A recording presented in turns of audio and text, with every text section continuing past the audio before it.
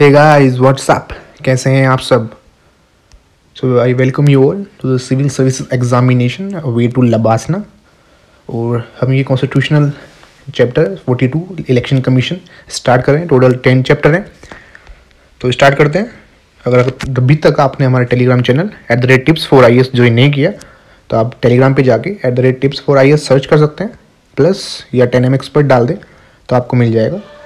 तो स्टार्ट करते हैं विद अवर इलेक्शन कमीशन। तो जो इलेक्शन कमीशन है वो फर्स्ट थिंग परमानेंट और इंडिपेंडेंट बॉडी है जो कि हमारे संविधान द्वारा एस्टेब्लिश की गई डायरेक्टली, जिससे कि फ्री और फेयर इलेक्शन किया जा सके कंट्री के अंदर।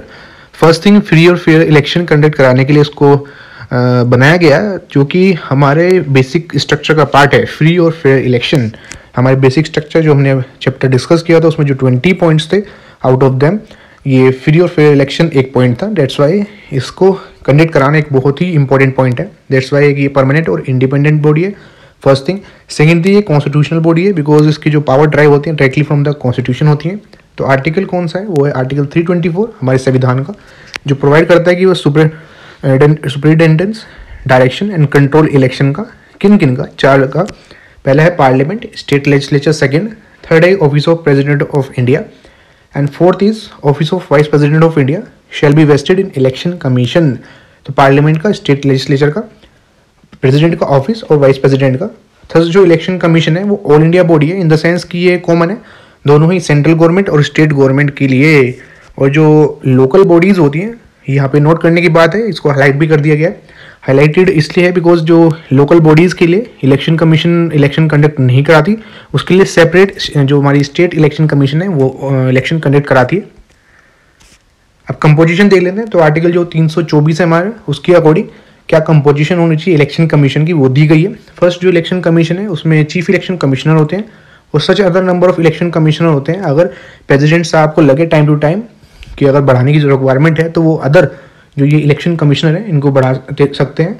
जो अपॉइंटमेंट है चीफ इलेक्शन कमिश्नर का, जो दूसरे इलेक्शन कमिश्नर हैं वो प्रेसिडेंट साहब द्वारा किया जाता है। वेरी इंपॉर्टेंट, अपॉइंटमेंट किसके द्वारा होता है, चीफ इलेक्शन कमिश्नर, और जो अदर इलेक्शन कमिश्नर है दोनों का ही प्रेसिडेंट साहब करते हैं।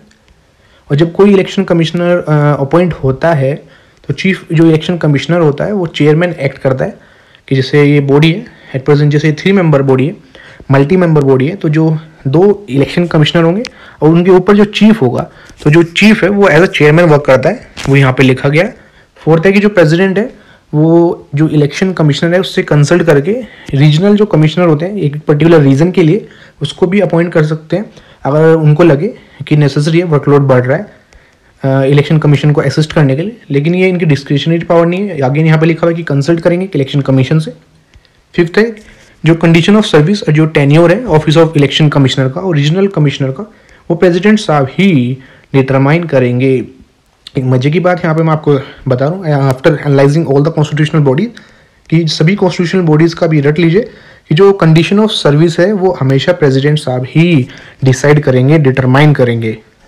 अगेन कि जो कंडीशन ऑफ सर्विस है of all the constitutional bodies, हम जो भी 10 की 10 डिस्कस करेंगे चैप्टर में, तो वो सब प्रेसिडेंट साहब ही डिसाइड करते हैं। After discussing all the constitutional bodies I will take a table जिसमें हम कंपेयर करेंगे, तो आप उसमें एनालाइज कर पाएंगे कि जो कंडीशन ऑफ सर्विस है सभी कॉन्स्टिट्यूशनल बॉडीज़ की वो प्रेसिडेंट साहब ही डिसाइड करते हैं।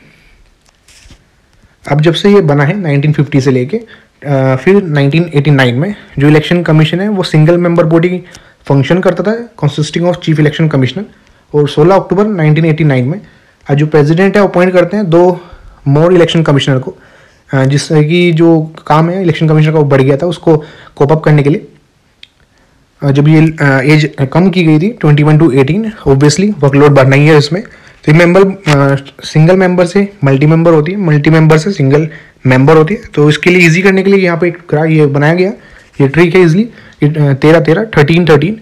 तो आप याद रखेंगे, आपको इतना याद रहेगा कि 1950 में था कुछ, फिर 1989 में था, फिर उसके 1 साल बाद।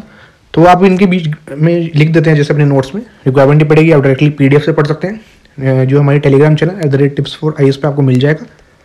तो पहले सिंगल मेंबर बॉडी थी, इसके 1989 के बाद ये अगेन मल्टी मेंबर बॉडी बन जाती है, अगेन सिंगल मेंबर, और एट प्रेजेंटली ये दोबारा मल्टी मेंबर बॉडी है। और चीफ इलेक्शन कमिश्नर और जो अदर 2 इलेक्शन कमिश्नर होते हैं, वेरी इंपॉर्टेंट, इनकी इक्वल पावर होती है, इक्वल सैलरी रिसीव करते हैं, अलाउंसेस भी और भी चीज़ें जो सिमिलर होती हैं किसके, सुप्रीम कोर्ट के जज के।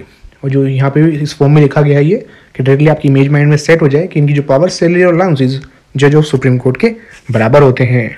और इनके अगर कोई भी डिफरेंस होता है ओपिनियन में अमंग जैसा चीफ इलेक्शन कमिश्नर और जो अदर इलेक्शन कमिश्नर होते हैं, तो जो मैटर है वो डिसाइड किया जाता है कमीशन के द्वारा बाय मेजोरिटी। और ये होल्ड करते हैं ऑफिस 6 साल के लिए और अनटिल ये अटेन करें एज 65 ईयर। सो 665 आप डायरेक्टली याद रखेंगे। और रिजाइन भी कर सकते हैं ये किसी भी टाइम पे, और इनको रिमूव भी किया जा सकता है इनके जो टर्म है 6 साल का उससे पहले भी।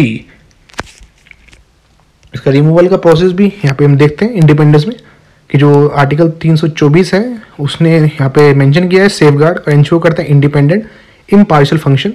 इंडिपेंडेंट की ये किसी से इन्फ्लुएंस ना हो सके। जो चीफ इलेक्शन कमिश्नर है उसे सिक्योरिटी ऑफ टेन्योर दी गई है, कैसे कि उसको ऐसे ही रिमूव नहीं किया जा सकता, उसको सेम मैनर में रिमूव किया जाता है जैसे जो जज होता है सुप्रीम कोर्ट का, जो हमारा जुडिशरी इंक्वायरी एक्ट 1968 का जो हम सुप्रीम कोर्ट चैप्टर में डिस्कस करेंगे उसके अकॉर्डिंग ही इसको रिमूव किया जाता है। दूसरे शब्दों में कहें उसको रिमूव किया जाता है प्रेसिडेंट साहब के द्वारा। किसके बेसिस पे, एक रेजोल्यूशन जो कि पास किया जाता है पार्लियामेंट के द्वारा स्पेशल मेजोरिटी से, आइदर किस ग्राउंड पे, प्रूव मिसबिहेवियर या इनकैपेसिटी, दोनों ही आपको एक्सप्लेन किए जाएंगे। थस ये होल्ड नहीं करते office on the pleasure of the president, दो उनके द्वारा अपॉइंट तो किए जाते हैं लेकिन प्रेसिडेंट की इच्छा के अकॉर्डिंग इनको रिमूव नहीं किया जाता। पूरा जो प्रोसेस है as per judiciary inquiry act 1968 उसके अकॉर्डिंग होता है। और जो सर्विस कंडीशन होती है चीफ इलेक्शन कमिश्नर की, वो उनके एक बार अपॉइंट होने के बाद वैलिड नहीं की जाती, जो अपॉइंटमेंट में दी जाती है वो ही रहती है। और एनी अदर जो इलेक्शन कमिश्नर और चीफ इलेक्शन कमिश्नर होते हैं उनको भी रिमूव नहीं किया जाता है उनके ऑफिस से, एक्सेप्ट अगर जो चीफ इलेक्शन कमिश्नर है वो रिकमेंड ना करे। Very important. दो जो कॉन्स्टिट्यूशन है उसने पूरी कोशिश की है कि ऑफिस को इंडिपेंडेंट रखा जाए और उसकी जो सेफ गार्ड है उसको किया जाए जाके ताकि ये इम्पार्शियल रहे। लेकिन कुछ फ्लॉज, कुछ कमीज़ हैं इसके अंदर। तो क्या है कि जो कॉन्स्टिट्यूशन ने कोई क्वालिफिकेशन प्रिस्क्राइब नहीं की है इलेक्शन कमिश्नर के लिए, जो मतलब जो कमीशन के जो मेंबर हैं इलेक्शन कमीशन के मेंबर, अदर क्वालिफिकेशन किसी भी तरह की लीगल, एजुकेशनल, एडमिनिस्ट्रेटिव या जुडिशियल। और टर्म भी जो इलेक्शन कमीशन का है उसका मेंशन नहीं किया। वो ऊपर हमने जो पढ़ा था जो वो कमीशन इलेक्शन कमीशन का टर्म है ना कि उसके मेंबर्स का। तो यहाँ पे जो मेंबर्स की बात हो रही है, जो कॉन्स्टिट्यूशन है वो बैन भी नहीं करता कि जो रिटायर इलेक्शन कमिश्नर हैं वो फर्दर गवर्नमेंट में अपॉइंट हो सकते हैं या नहीं हो सकते, मतलब उनके दोबारा अपॉइंटमेंट पे बैन नहीं करता।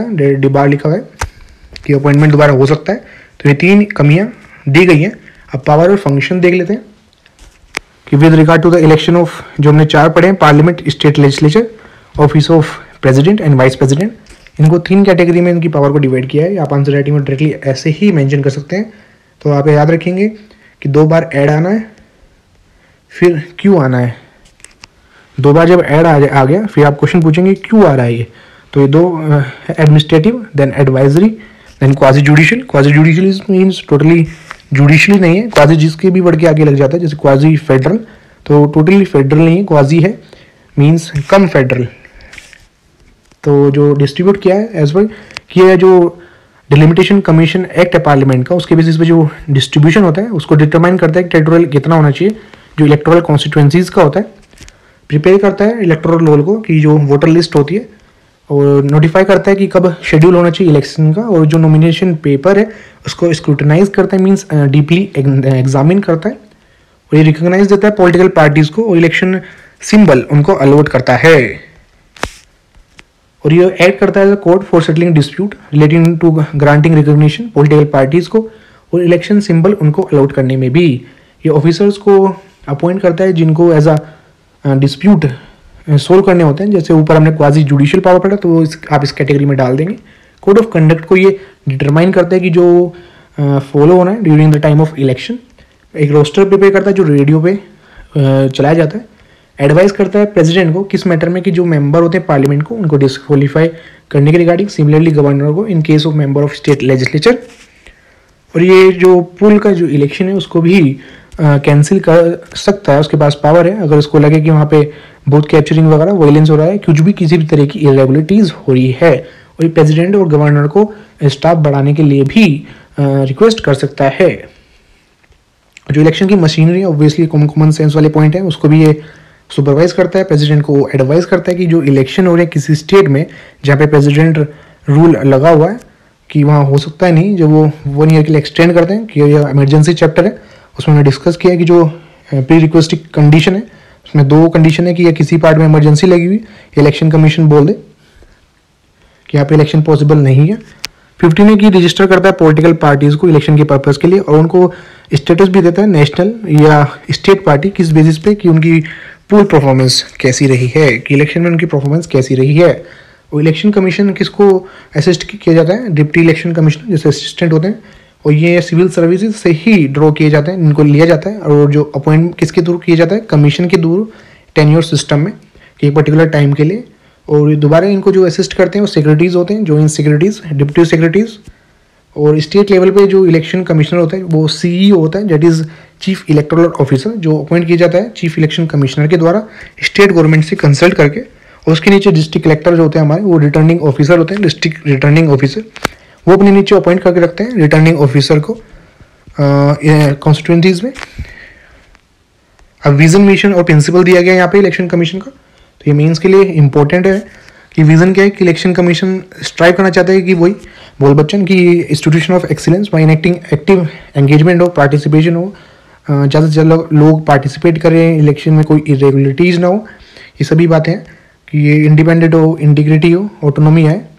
गाइडिंग प्रिंसिपल यहाँ पे दिए हुए कि जो कॉन्स्टिट्यूशन में वैल्यूज़ दी गई है, जो हमारे प्रियम्बल में भी है, इक्वालिटी, इंडिपेंडेंस, इम्पार्शलिटी, इनको एनहेंस करने के लिए, इन्हें अपहोल्ड करके रखने के लिए ये इसकी गाइडिंग प्रिंसिपल है, जो यहाँ पे आप PDF में भी इसको पढ़ सकते हैं, नथिंग तो इम्पोर्टेंट। तो गाइज ये हमारा चैप्टर कंप्लीट हो गया। नेक्स्ट चैप्टर हम डिस्कस करेंगे UPSC, that is union public service commission, chapter number 43, जो कि हमारी सेंट्रल रिक्रूटिंग एजेंसी है। And if you really like the video, just put the like button, hit the like button and subscribe to our channel. अगर कुछ भी किसी भी तरह का आपको डाउट है, just put in the comment section, I will definitely reply you within 24 hour. Thank you.